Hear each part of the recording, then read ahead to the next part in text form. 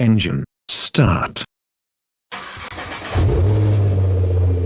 Manual resetting of required maintenance. 1. With vehicle ignition switched to on position, make sure odometer is showing trip meter A, then turn the ignition switch to off position.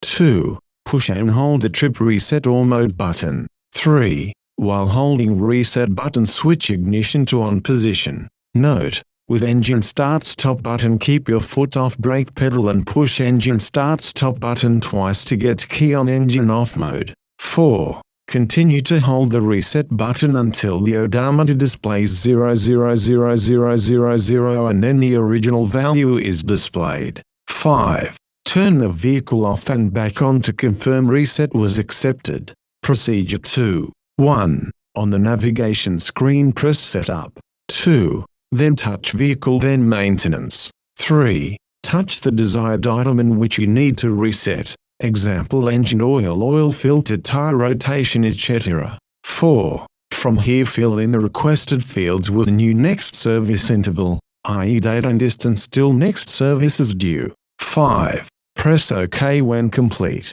6. Repeat steps 3-5 inches for any other services that were performed.